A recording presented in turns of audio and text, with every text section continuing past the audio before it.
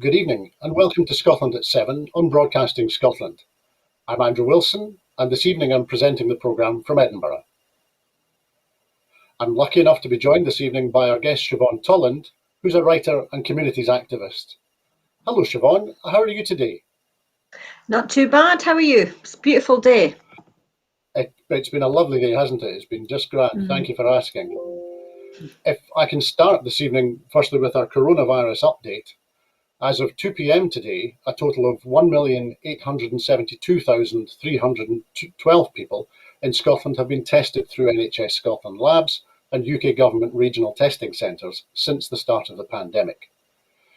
Of these, 1,649,415 have been confirmed negative, 222,897 have tested positive. There are 237 new confirmed cases of COVID-19. Not everyone with the virus will display symptoms, and not all those with symptoms will be tested. Yesterday was the lowest number of new cases on the 14-day rolling average since the 23rd of September last year, and yesterday was the first time we were below 300 daily cases in Scotland since then. There is one new reported death of a person who has tested positive. The number of patients in Scotland who have died from complications caused by coronavirus COVID-19 infection now stands at 7,637. This number only includes those who have died having received a positive test for the virus in the previous 28 days. Of the people who have tested positive, 115 were in hospital last night, 16 of whom were in intensive care. As of 8 a.m. today, 2,708,691 people had received their first dose of a COVID-19 vaccination, and 661,975 had received their second dose. The latest UK daily figures show 127,191 patients who tested positive for COVID have sadly died from their illness, and that is an increase of 30 since yesterday. This number refers to deaths in all settings, not just in hospitals. Now, Siobhan, as I mentioned there, yesterday was the lowest number of new cases on the 14-day rolling average since the 23rd of September, and was the first time below 300 daily cases since that date. What's your reaction to this news? It's a relief, really, isn't it? It does feel like that we're moving into the right trajectory, and hopefully we'll have the suppression of the virus like we did in the summer last year. The concern really is travel for me, and because we have to learn the lessons from last year. That kind of quite a lot of holidaying abroad, maybe just a bit too much movement actually, and then we kind of paid the price for that in winter. I think that I do watch Independent Sage quite a lot, and their kind of strategy or proposed strategy is that we try and keep travel at a low, so we can go into winter on a very good and low basis, and that allows us to control the winter infection much better. But it's great news, and it does. I mean, the sun's out as well, isn't it? So there's hope in the air, I think. And we are definitely on that downward trajectory now, so it's a great feeling. I think that's absolutely right, Siobhan. I was outside yesterday and I tweeted just almost exactly that message about there being a positive air a little bit, perhaps. Yeah. But yes, I think what you're saying with regard to Independent Sage and their suggestions, I think we need to think very carefully and very hard about it as we go through this year, and as you say, learn the lessons of 2020. There's no question. Yeah, for sure. Now, following that coronavirus update, the first item is Scottish election news and the SNP Manifesto launch. Nicola Sturgeon today urged the people of Scotland to give both votes to the SNP on May the 6th to deliver a sustainable, job-centred recovery from COVID, as she published the SNP's Transformational Manifesto for Government. Reflecting on the lessons that she has learned leading Scotland through the global pandemic, Ms Sturgeon said that the combination of commitment and excellence the SNP offered was valuable in current times. With health and social care services having been on the front line of the pandemic, she said an SNP government would deliver a 20% increase in frontline NHS spending worth £2.5 billion and would establish a national care service backed by a 25% increase in social care investment. This will include significant investment in the staff themselves. NHS staff have been offered an average 4% pay increase in Scotland, and the new National Care Service, backed by £800 million, would enable the government to offer a national living wage for care staff.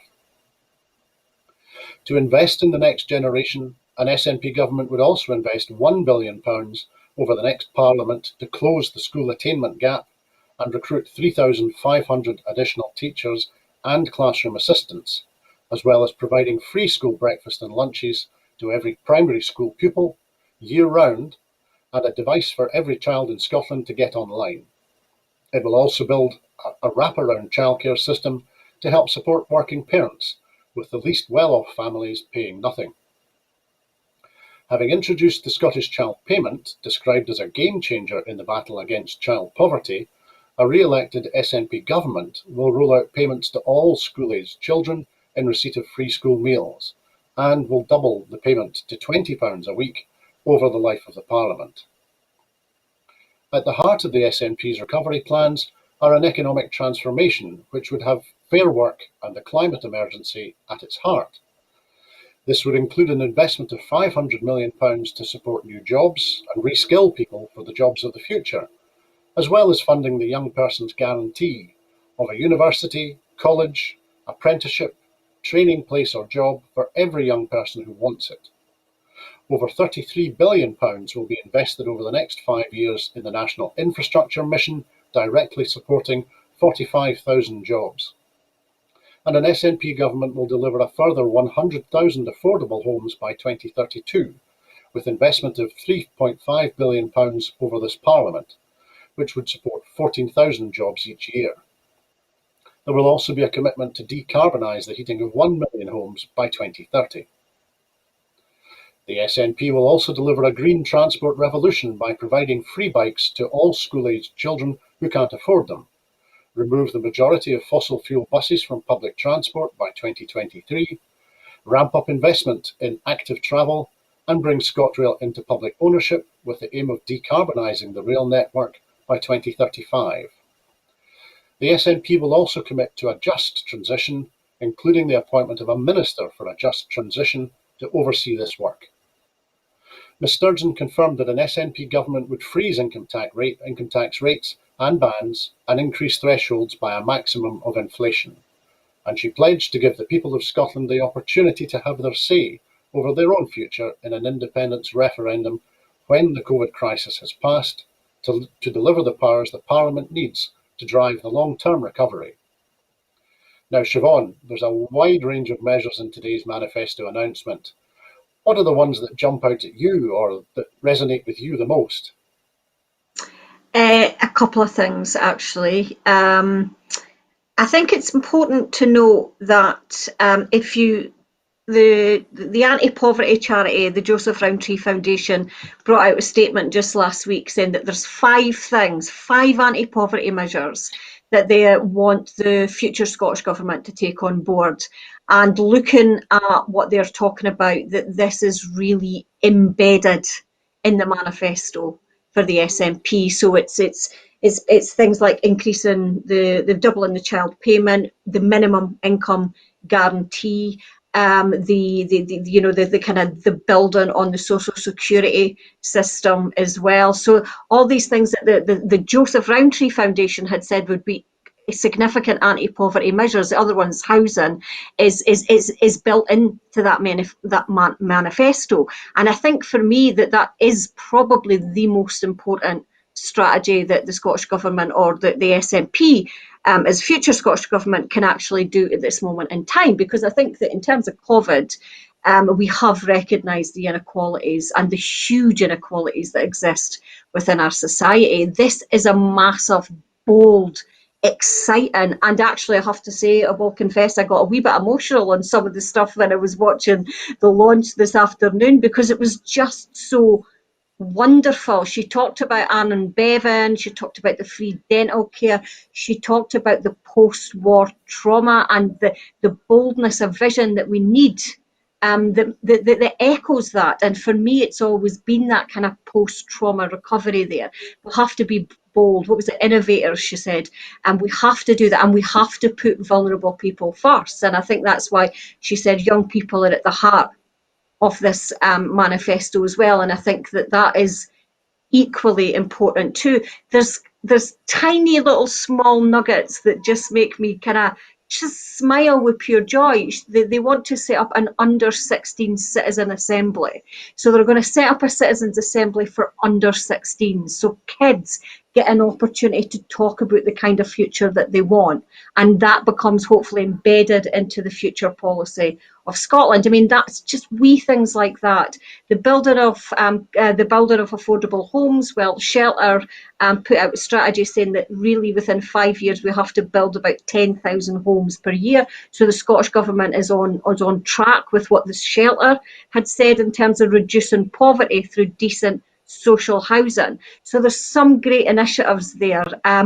You mentioned the attainment gap, and it's one of those things for me that's always been massively important, and this is what the SNP are now doing. You can't reduce with all the will in the world, you can't reduce the attainment gap if kids are hungry. So if we've now got that commitment for free school meals and breakfasts all year round, and that to me is going to massively increase the ability for kids to learn, because we know the impact of hunger on kids' cognitive ability, their ability to concentrate, their ability to just focus, their ability to just generally do basic intellectual tasks is lowered because of poverty and because of hunger. So we've got these massively important policies now that I hope kind of get in and put in place as soon as possible once the SNP becomes the next government. And I think it's pretty clear that we will, whether that will be a minority government or whether that will be a majority government. I'm making no bones about it that, I'm a member of the SNP and I've been advocating both votes SNP all along. But I think if we look at that manifesto, there's about 100 different reasons why it needs to be both votes SNP, because that is the kind of policy and the kind of vision and the kind of bold vision I think that we really need at this moment in time. And I haven't even got started on the 4-day working week, which is another thing that they're hoping to pilot and put into place as well. It's an exciting manifesto. It's people first. It's well-being first. And I think for me that is exactly what we need, and exactly I think what Scotland wants at this moment in time as we come out of COVID. Thanks, Siobhan. You took the words out of my mouth on several points there that I was going to ask you about. So you're absolutely on message there. But yes, it certainly struck me that the aspect of the caring element here was quite strong for all different sections of our community and our society, be they young people or older people, or those who are in need of some protection or support. And so I absolutely understand what you're saying. Just to test it a little bit with you for a moment, as you say, it is a very extensive manifesto covering a very wide range of areas. Do you think that there could be a risk that there's too much in this manifesto, or do you think that a post-COVID Scotland needs this extensive programme of change? Yeah, I see what you mean, because there is so much there, but I think it's all part of the same underlying principles that are now driving the move forward. I think for me, if you think about it in terms of independence, and Nicola Sturgeon I think was very clear that this was, especially things like the 4-day working week and the citizens and the universal basic income, for instance, or the minimum income guarantee that they're going to put into place, that these things are almost a taste of what we can do in an independent Scotland. I think a lot of these initiatives, the kind of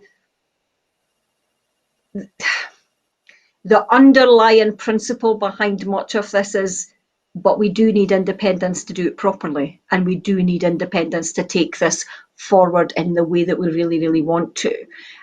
So there's a kind of tantalising process there, I think, really to give us a taste at what might happen. There is a lot, but I think it needs a lot. And I think that we are exhausted, we're depressed, we're traumatized. Our poorest have become poorer.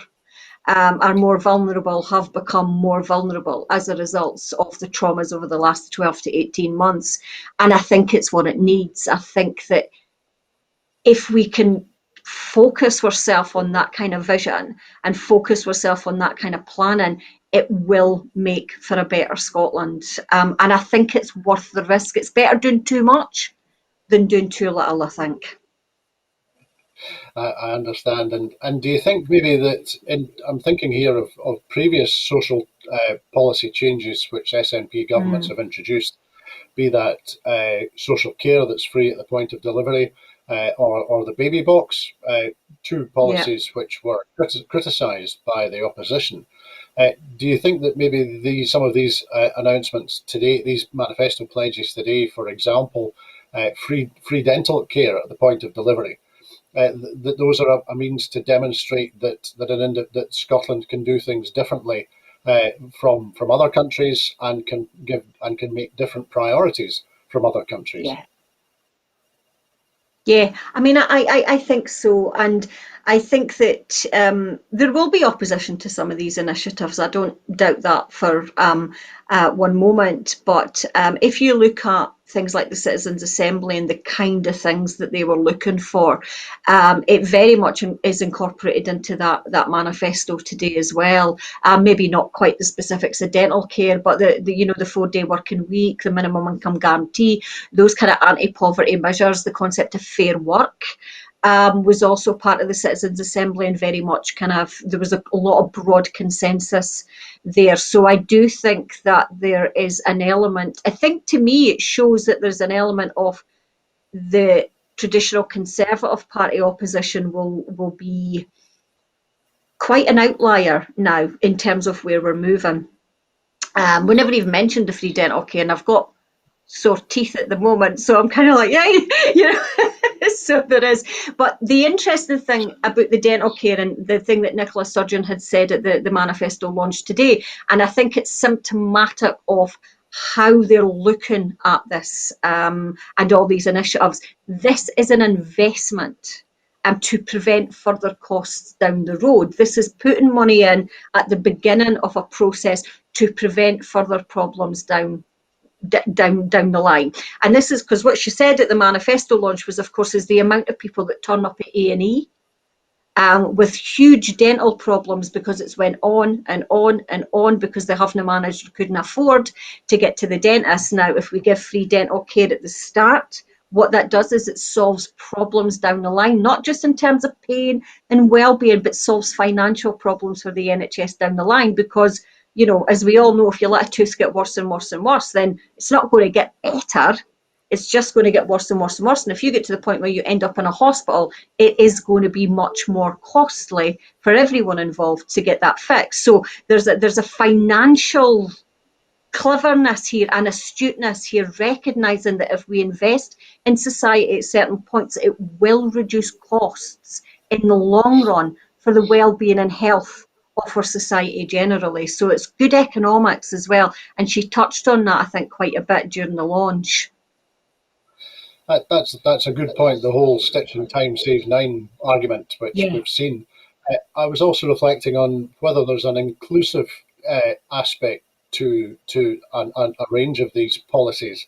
Again, I'm taking a starting off point from the baby box, and as I understand it in Finland, one of the broader social benefits was that, especially when the baby box was introduced, it brought a sense of collective ownership and being part of one community and one society in very simple ways. You could tell how old different children were by what colour of t-shirt they were wearing, because that's what had been in the baby box. So everyone of the same age had the same t-shirt. They all felt that they were all part of the one group. And I suppose both the inclusion of young people in the under 16s Citizens' Assembly and the inclusive nature of offering free school meals, especially breakfasts, to everybody, Yeah.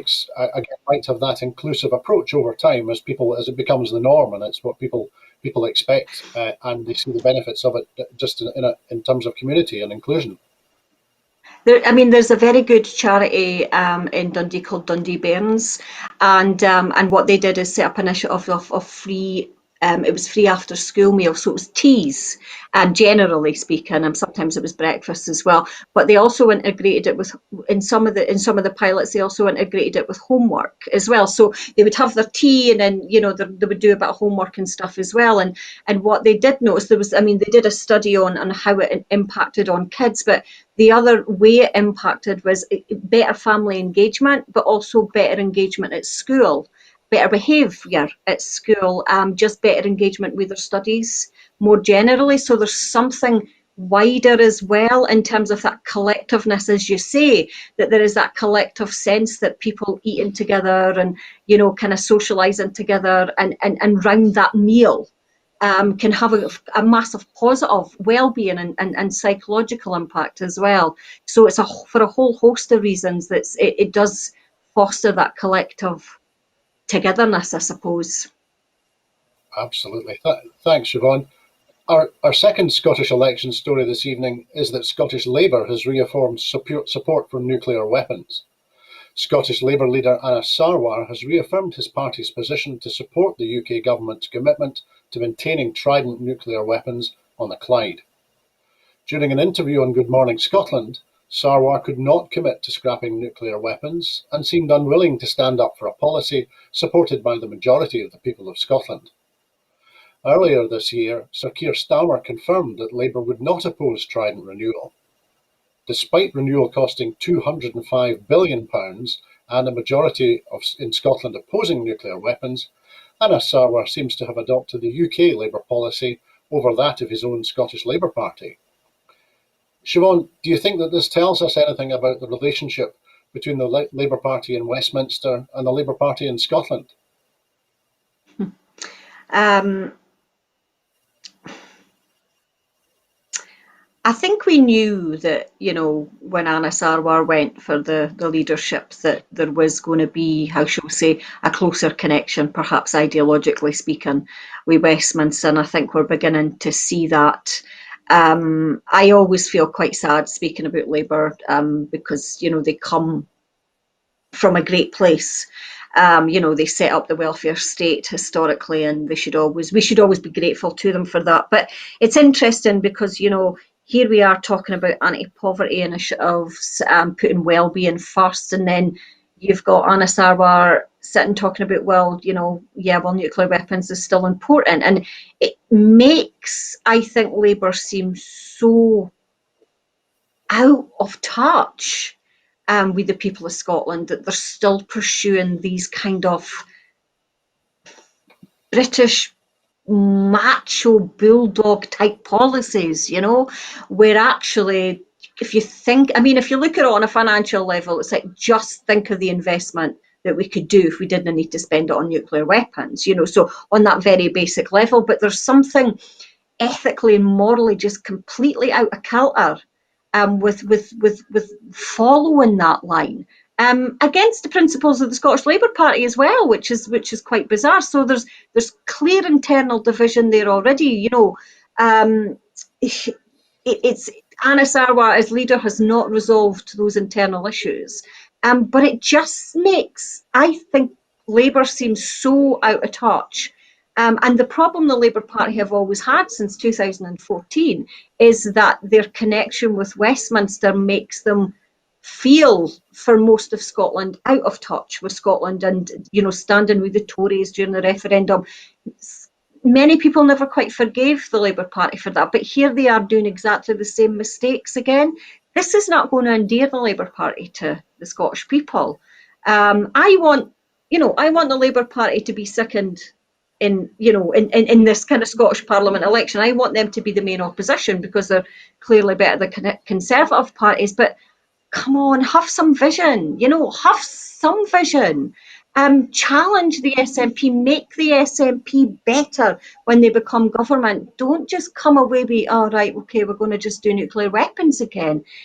It's unfathomable to me that the Labour Party could still be pursuing this kind of antiquated philosophy.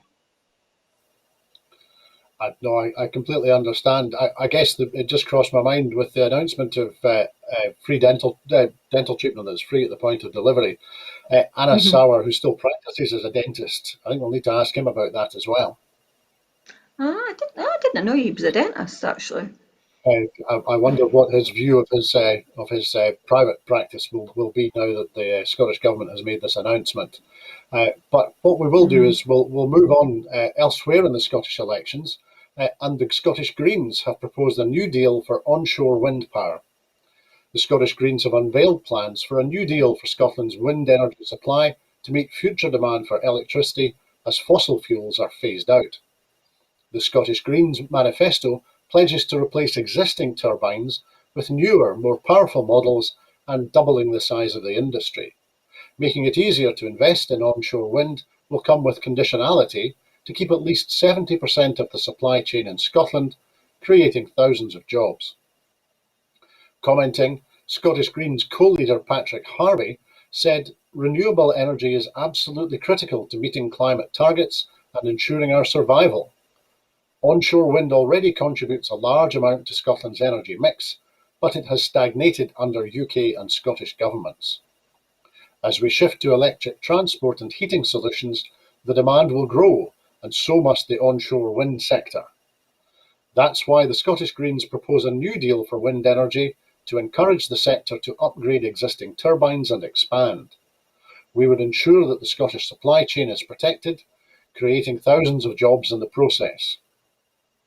Now, Siobhan, this story focuses on the onshore wind segment of renewable energy, but I think it's fair to say that it's part of a much wider Green Party manifesto launched earlier this week. Do you think that upgrading the existing onshore wind generation sector should be a priority, or are there other areas, for example, offshore wind or tidal, which should be prioritised instead? Yeah, I mean, I think it's a good strategy. I think that, you know, in this, they're recognising that, or they're certainly pushing that investment for better economy, as well as, you know, the kind of the green issues that need to be addressed and the ecological issues that we need to face as well. It did dawn on me when I was looking at it that why onshore, because that's maybe slightly more controversial. And why not offshore? And I remember doing an interview. I'm terrible with names, but it was a professor at Norway University.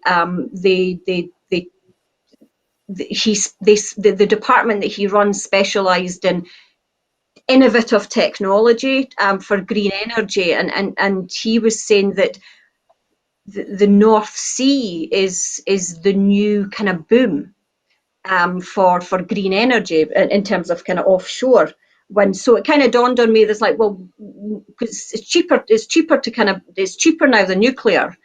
So we've reached that point where we can certainly kind of transition much faster, and it's much cheaper as well. So it dawned on me that maybe offshore might be the better solution there, but I think it's probably more costly. So this is maybe kind of more of a kind of an immediate term solution. I like the idea. I think that we are going to increase. I mean, that, you know, the decarbonisation of heating is a really difficult thing to do. It's quite, and it's you know, it's difficult to kind of do that transition, and we will need better, cheaper electricity as well, because we all know that electric heating is actually quite expensive. Gas is much cheaper and warmer as well. So there has to be these technological solutions. My only slight concern is that the onshore wind farms are maybe slightly controversial. I love them. I think they're beautiful things, but a lot of people didn't like them, you know. But I suppose let's see how it goes. And I like the Greens for their vision, you know, and there's a little bit of dreamer about them, but I like that. I like the fact that the Scottish Greens will push us into thinking just a bit more radically, especially in terms of eco-friendly futures. Thanks, Siobhan. And it's an interesting point you make about onshore wind in particular. I'm reminded that if you're watching the weather on the news, on the TV in California, the weather map shows the wind farms that are in the valley around Palm Springs and leading into the desert. It's just on the map. It's a way of orientating yourself in California.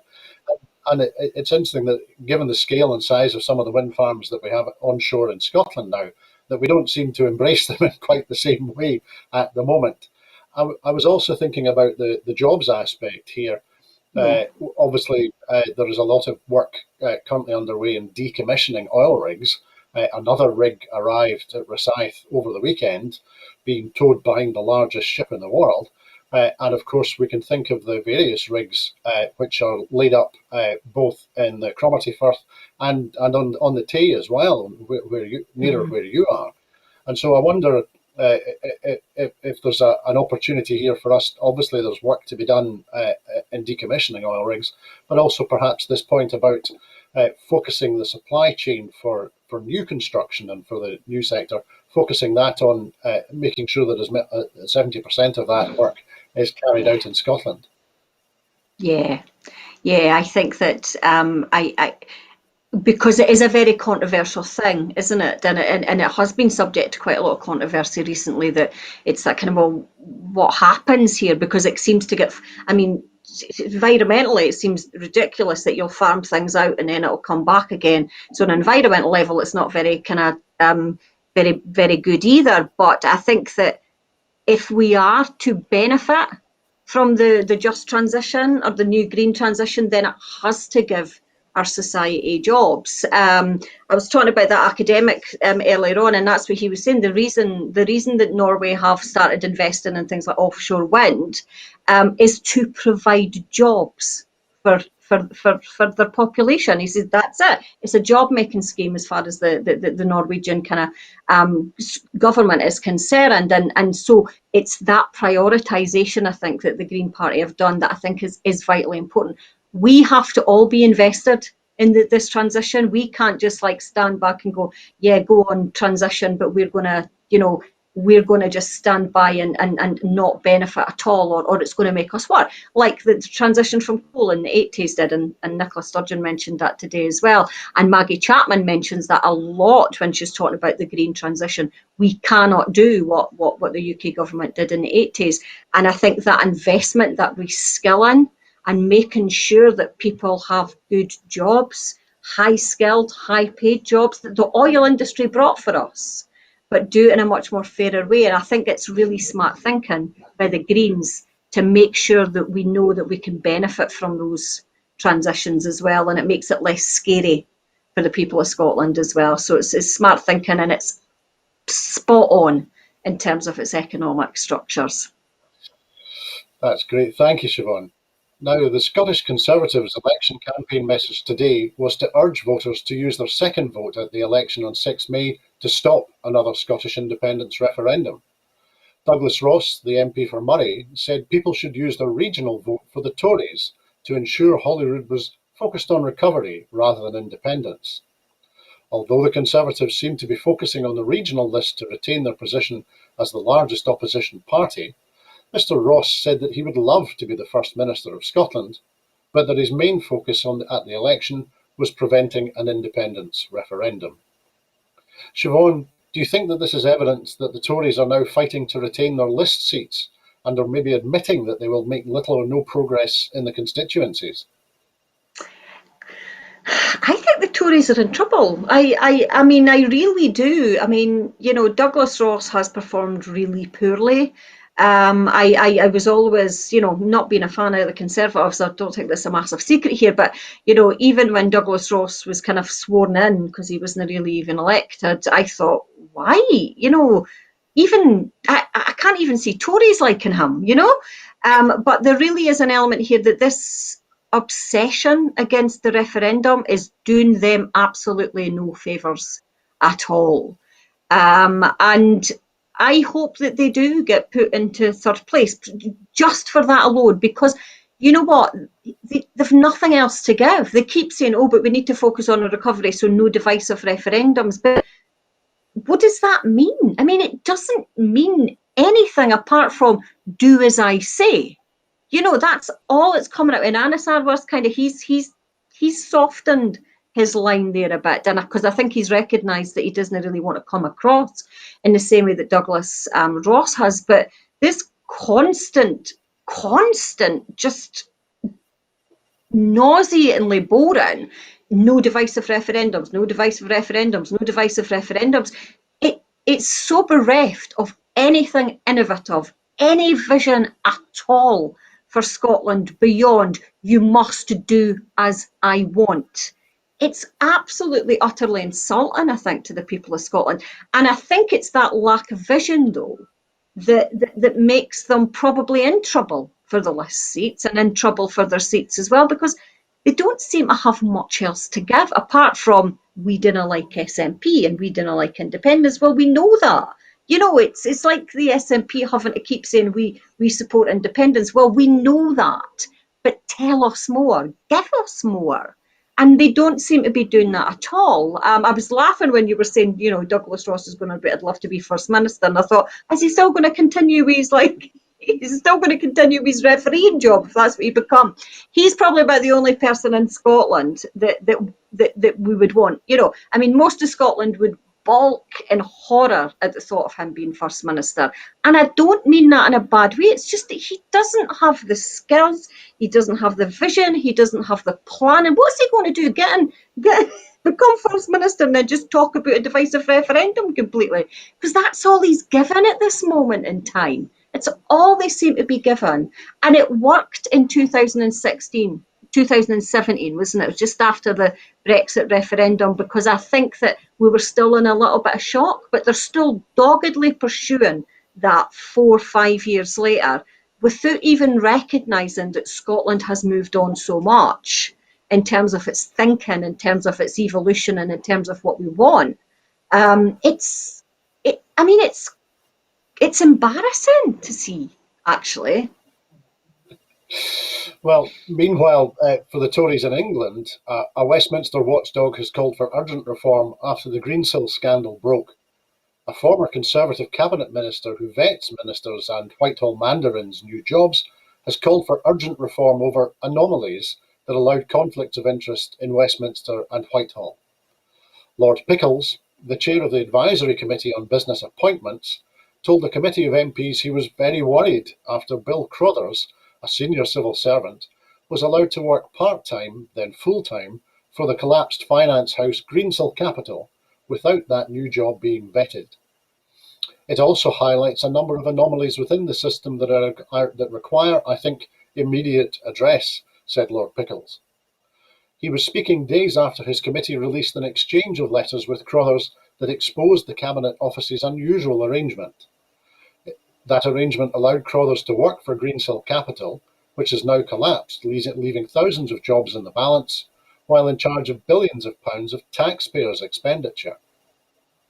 At a meeting of the Public Administration and Constitutional Affairs Committee, Pickles called for a full and frank explanation from the government as to how Crothers was able to work part-time for Greensill while remaining in his job as the government's chief procurement officer.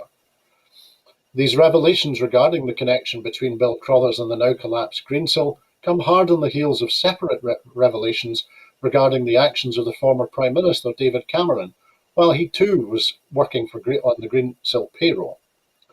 Firstly, Siobhan, what are your thoughts regarding the circumstances around Crothers and also the way in which Eric Pickles has leapt on the issue today? You know, I mean, the culture of Westminster, I think, is so combined between industry, business, finance, and government that it's not a surprise to me that nobody saw a problem with that, if that makes sense. But see, when you look at that, the guy that was kind of running the procurement was working for, a company that it's utterly outrageous in terms of its potential for corruption. It's quite remarkable, but it's not that surprising because I think that culturally, the combination between government and industry are so close that they probably, it's almost seamless. You know, I remember when, I can't remember who it was, it, it was when Donald Trump came in 2016, and they were talking about, you have government and then you have lobbies, you know, and they've become closer and closer over the last 3 decades or so. But when Donald Trump came in, that pretense of a barrier just completely disintegrated, and what you had was the installation of industry as government, if that makes sense. There was no pretend of difference anymore. And I think that Westminster certainly moved to that model as well, increasingly so. How that could be done without anybody going, wait a minute, hold on a second, that can't be right. You know, I mean, I kind of, you know, I kind of run just a teeny wee community group, and we are absolutely thorough in terms of the boundaries and in terms of good conduct and so forth. Now, that's just, you know, it's just a wee teeny community group, but a government thinks that they could get away with that kind of thing. That's how far it's come down that line, I think, that they didn't actually see anything wrong. I'm glad it's been raised and I'm glad it's been done, but the problem with Westminster is that it's so embedded now, that I'm not sure that there's going to be much that will make much sustained difference at the core. What it requires is actually the different vision where industry is not dictating the policies of government, but people are dictating the policies of government, or the needs of people are dictating the policies of government. And until that begins to separate in Westminster, I think you're always going to have these type of clashes and convergences, because if you think about it, you know, the government, they move from industry in, out, in, out. Most government officials end up getting big jobs in industry, or they've come from big jobs in industry. You've got, you know, David Cameron using his governmental experience to, you know, lobby for industry. And it's all that kind of, it's that jobs for the boys type structure. It feels very much like that. Until we get to grips with the fundamental issues here, you're always going to have these little corruptions popping up. It's not even that little. No, I think that's very fair, Siobhan. Staying in England, hospital waiting lists there are reported to be longer than at any time since records began, and nearly 388,000 people have waited more than a year to start treatment. The NHS England data for February 2021 exposes the impact of the COVID-19 pandemic on the health service. About 4.7 million people are now waiting for hospital treatment, the highest number since at least August 2007. The number of people waiting for 52 weeks or more is higher than at any time in the past 13 years. Referrals for urgent cancer treatment were also down 8% on last year, with 15,475 fewer people being sent for help. Fewer people were admitted to accident and emergency departments, down by more than 50,000 to 503,913 in March 2021, compared with the same month in 2019 before the pandemic hit. Macmillan Cancer Support said that the data illustrates the catastrophic impact of COVID-19 on cancer diagnosis and treatment, and the King's Fund Health think tank described the data as a bleak picture of the challenges facing the English health service.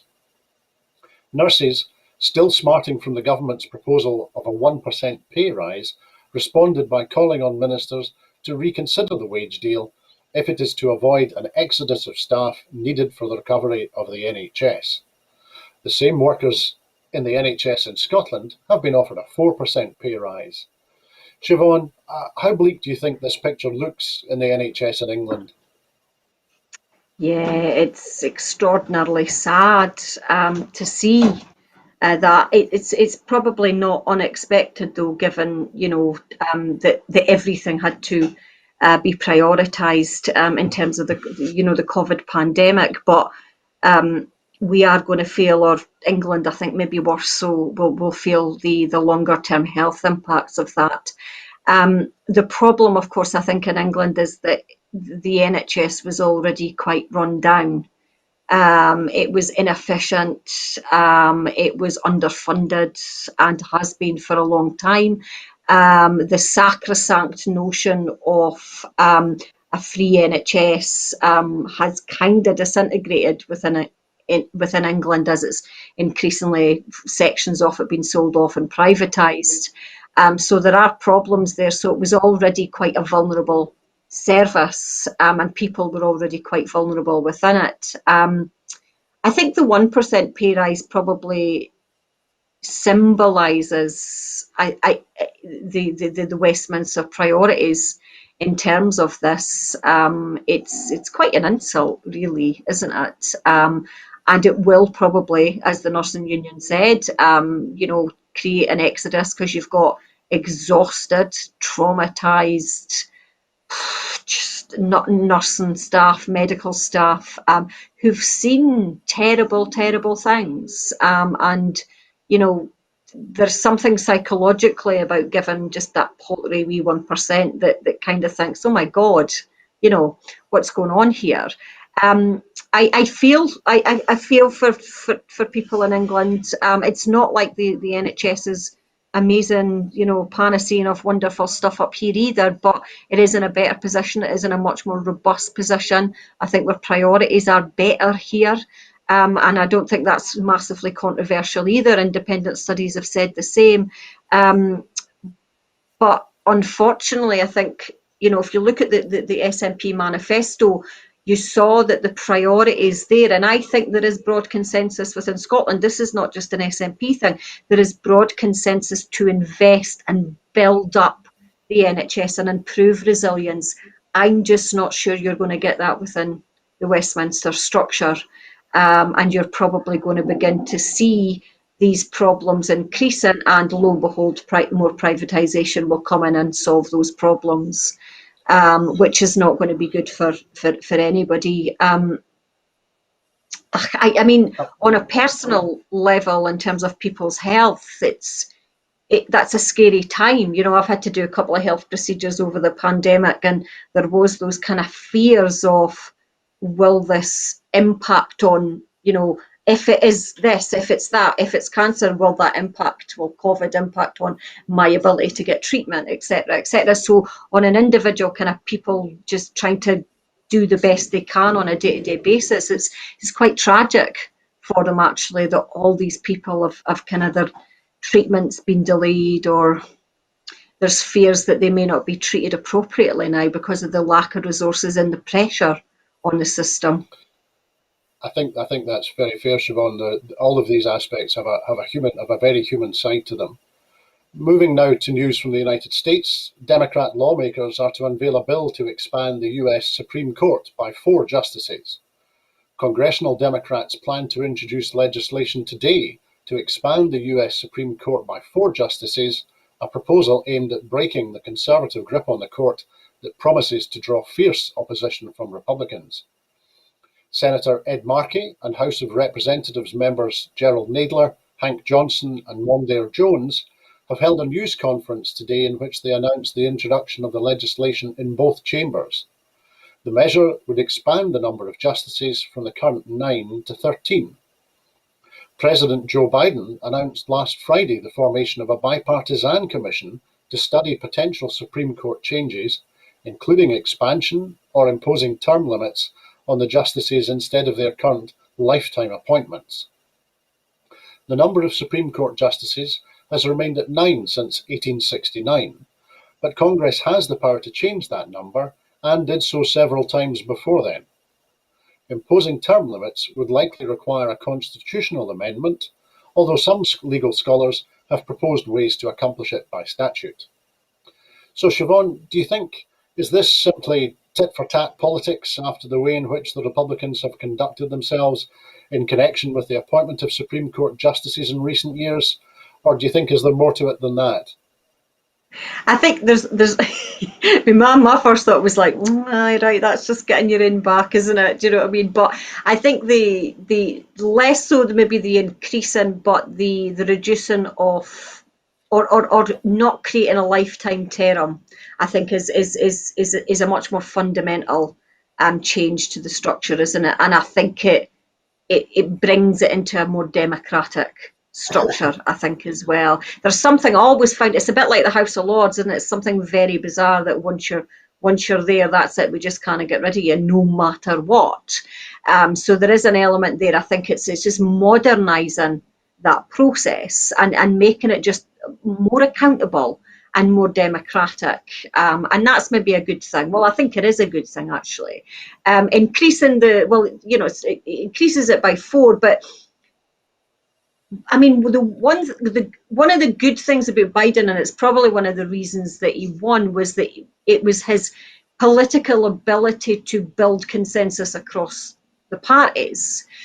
So he may find that he may find some common ground in terms of reducing the term or increasing, because ultimately, unless he's going to fill it with 4 Democrats, if you can fill those extra 4 places with fair, a kind of fair announcement or a fair kind of allocation, then it could be a good step forward in terms of modernising that structure. But yeah, there's part of me that thinks it's like, no. I'm sure that's not what was happening at all. Also in Washington, D.C., the United States today imposed a broad array of sanctions on Russia to punish it for alleged interference in the 2020 US election, cyber hacking, bullying Ukraine, and other malign acts. The measures blacklisted Russian companies, expelled Russian diplomats, and placed limits on the Russian sovereign debt market. More penalties could come, although Washington did not want to escalate matters, the Biden administration has said. Moscow reacted angrily, saying this dangerously raised the temperature between the two countries. It summoned the US ambassador for what it said would be a tough conversation. Among the actions, President Joe Biden issued an executive order authorizing the US government to sanction any sector of the Russian economy, and used it to restrict Russia's ability to issue sovereign debt to punish Moscow for interfering in the 2020 US election, an allegation which Russia denies. President Biden barred US financial institutions from taking part in the primary market for ruble-denominated Russian sovereign bonds from June 14th. US banks have been barred from taking part in the primary market for non-ruble Russian sovereign bonds since 2019. The US Treasury also blacklisted 32 entities and individuals which it said had carried out Russian government-directed attempts to influence the 2020 US presidential election and other acts of disinformation and interference. In concert with the European Union, the United Kingdom, Australia, and Canada, the US Treasury also sanctioned 8 individuals associated with Russia's ongoing occupation and repression in Crimea, which Russia annexed from Ukraine in 2014. Siobhan, do you think that this represents a heating up of US relations? maybe, but I think there's maybe another element of boundary setting on an international level. One of the things that always worried me about Donald Trump coming in was his, what's worse than creating war with another superpower? Well, it's actually becoming pals with another superpower, and that kind of relationship between America and Russia, they were both boundaryless in terms of their behaviour.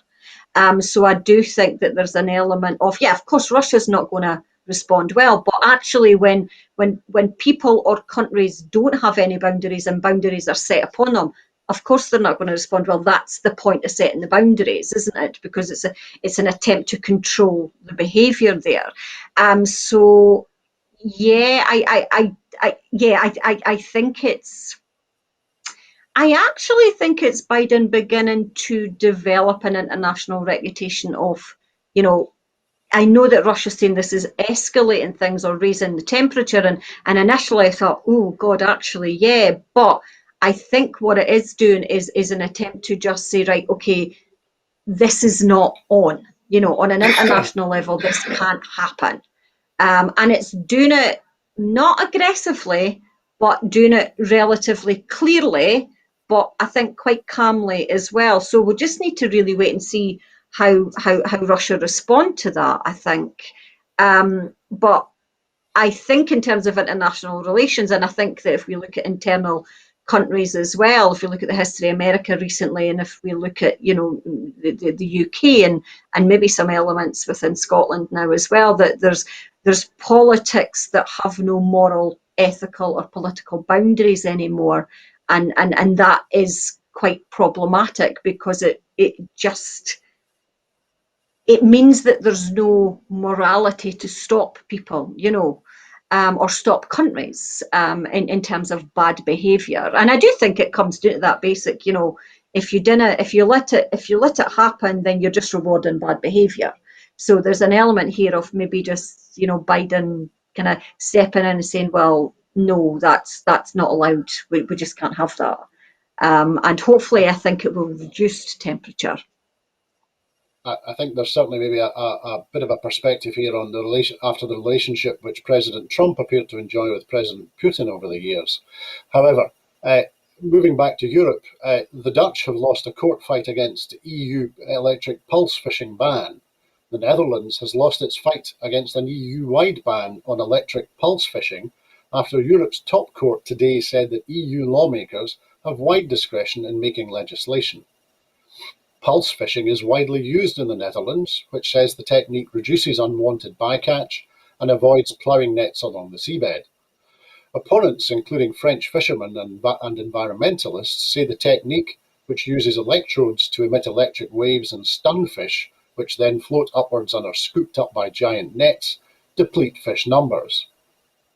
These concerns prompted the European Parliament and the EU Council to agree to a ban in 2019, with a transitional period running to June 30th this year under certain strict conditions.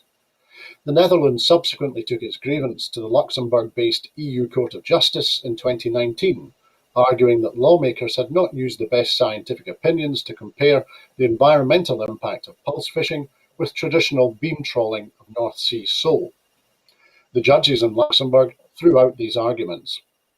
Siobhan, very quickly, fishing in the news and the European courts again.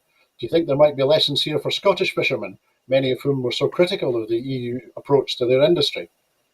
Maybe actually there is an element, and if there's an element, I think that I know that the EU is quite controversial within the Netherlands as well. There's that kind of move, isn't there, an anti-EU thing, and it's probably not going to do them any favours, the EU any favours in that respect as well.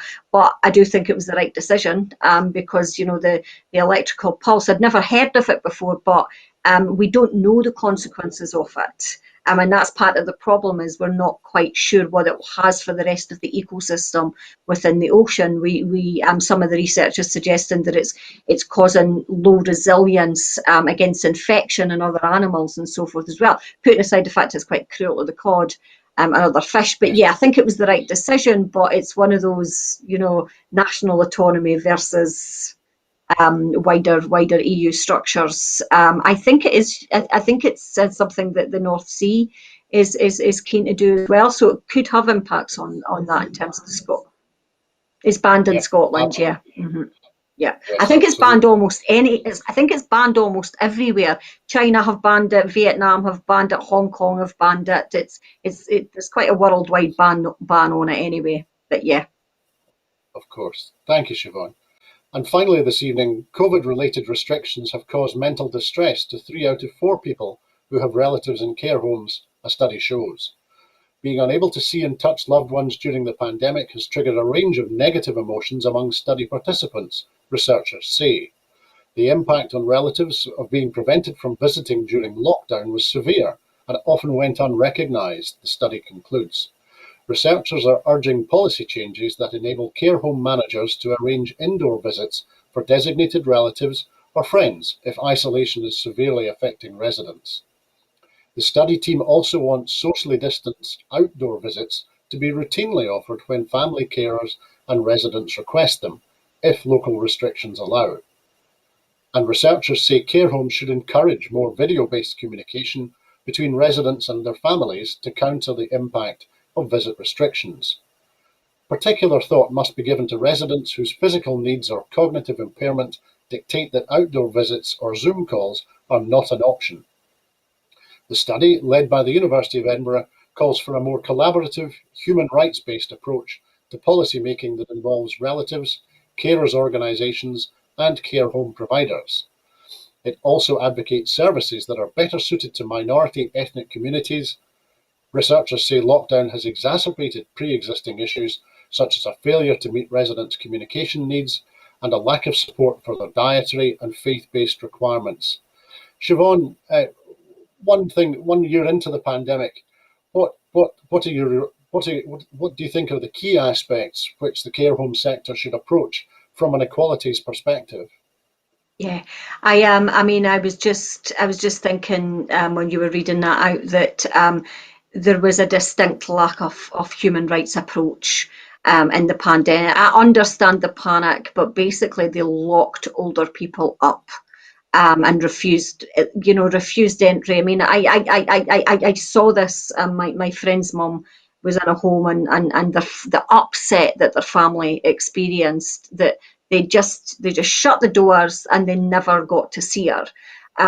She's dead. She died now, actually, but she thought that her family had all died, because there was no explanation as to what happened. They just shut her up, and then their family weren't allowed to visit at all. So there was a real element that they never thought through the implications, I think, on a kind of wider societal level and at a local kind of home care level as well. And I do think there was severe human rights breaches in some of these cases as well. It disturbed me to see these things. So I'm glad that Edinburgh University have raised that issue.